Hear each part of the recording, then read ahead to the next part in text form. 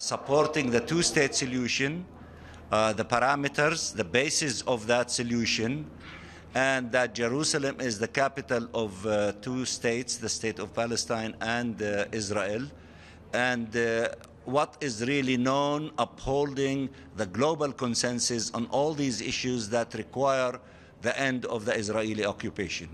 We appreciate that statement, and we think it's a positive statement in line also with the Irish draft resolution on behalf of the European, in which it was adopted by 156 countries in the General Assembly about 2 weeks ago, and those who opposed it were a handful of countries, including the United States and Israel. Also, in the debate that took place, we agree with some of the points that were raised by Mr. Mlidinov. Of course, we disagree with him on other issues, and we support the 10 countries who have reiterated their request that the report should have been in writing by the Secretary General and circulated to member states ahead of time to be able to have a very constructive and positive debate in the Security Council on the basis of a written report. Let me also say that the Ambassador of the United States gave her last speech, and her last speech is similar to her first speech when she came to the Security Council 2 years ago.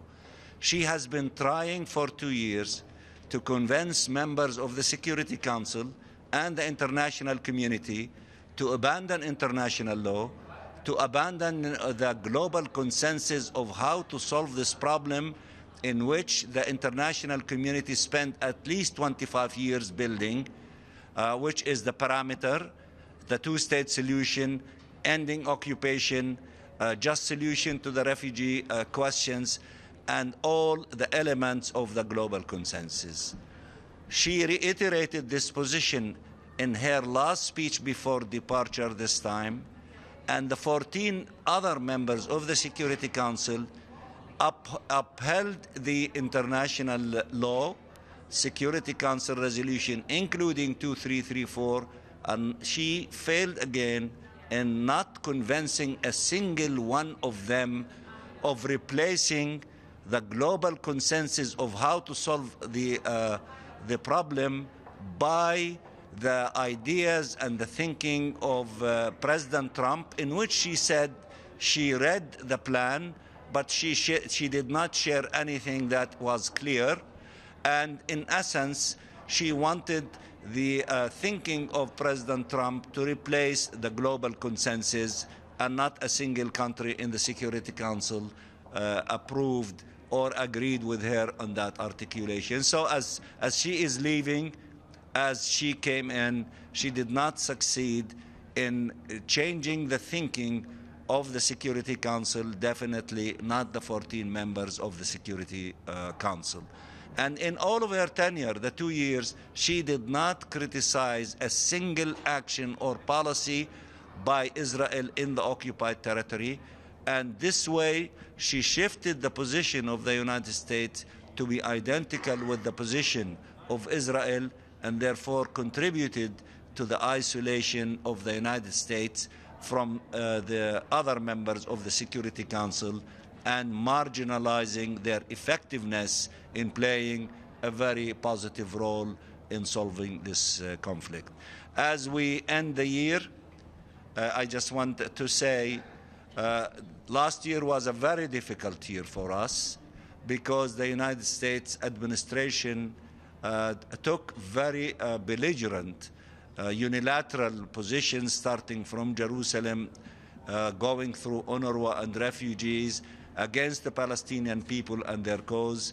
And I am satisfied to say the U.S. administration did not succeed in the destruction of UNRWA. In the contrary, the international community is defending UNRWA very strongly, and was able to come up with a deficit of $440 million when the United States decided not to pay $300 million of it, as they have promised at the beginning of the year. The deficit today is $21 million. They did not succeed in fundamentally changing the thinking of the United Nations on the global consensus. The international community, as one see it in the many resolutions adopted and in the position of the Security Council, they're still upholding these positions, and the position of the United States along with Israel is extremely isolated. And I am happy to say that the Palestinian people were able to withstand this onslaught and succeed on the adoption of all of their resolutions with fundamentally the same essence and fundamentally very similar voting pattern to the year before and the year before. If you have any question, I'm available to you. Yes, sir.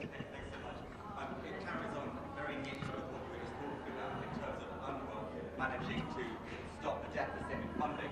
But you've got other funding issues, or rather the UN Aid Office announced yesterday a reduction in its 2019 spending plan. So it's gone down by 200 million, and there's 500,000 fewer Palestinians are going to be receiving aid, particularly in Gaza.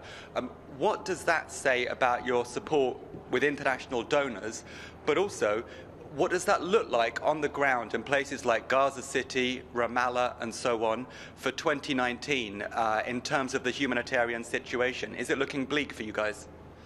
No, it is not. Even in one listen to the debate, that there was a clear message that as we were collectively able, to withstand this onslaught by the current U.S. administration by denying $300 million to UNRWA, $25 million to hospitals in East Jerusalem, and also further reduction to the Palestinian Authority.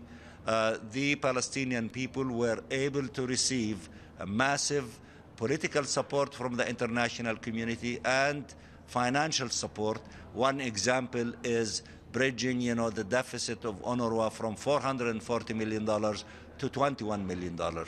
The same message is going to be transferred to the year 2019, next year, and we sincerely hope that this political support and financial support would continue.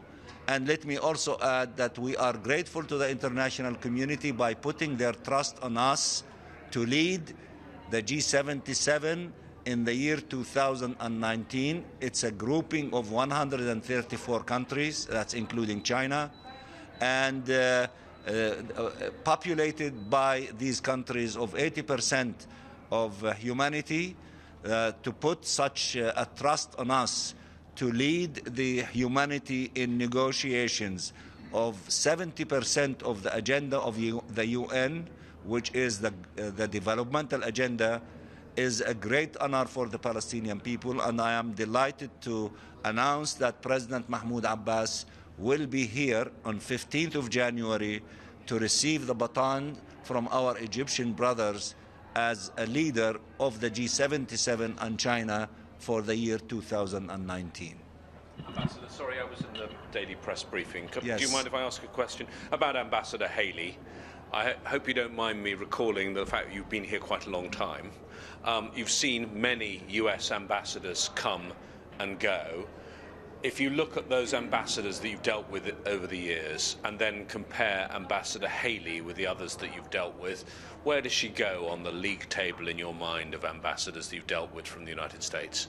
I think in part I addressed this issue before you came, but let me just say that unfortunately with this current representative, well, actually she is leaving us, as also reflecting the policies of the current U.S. administration, her style was more aggressive and more pro-Israelis than perhaps the style of others. And she was acting as being more Israelis than the Israeli representative himself, which is very unfortunate. We know that different representatives of the United States of America were always showing massive support to Israel, but yet in the same time they were a bit more balanced in terms of not ignoring the Palestinian side completely. Ambassador Hayley, unfortunately, exhibited, excessive amount of hostility to the Palestinian people and to the Palestinian cause, and she crusaded to replace the global consensus with her ideas, and I suppose also the ideas of President Trump. And I can say after 2 years, she failed in convincing any significant number of countries at the United Nations with these ideas. The last one was her speech today in the Security Council, in which she repeated the same themes that she started with 2 years ago, and she did not convince any of the 14 members of the Security Council to replace the global consensus with other ideas, because the 14 others and the great majority of the international community said that we invested a lot during the tens of years in the past, including with U.S. representatives and previous administration, in reaching this global consensus. And as it was articulated by our European colleagues who spoke here before me, earlier this morning, that they said that they don't see anything to replace ending the occupation, two-state solution, and the parameter to be able to be taken seriously and to succeed.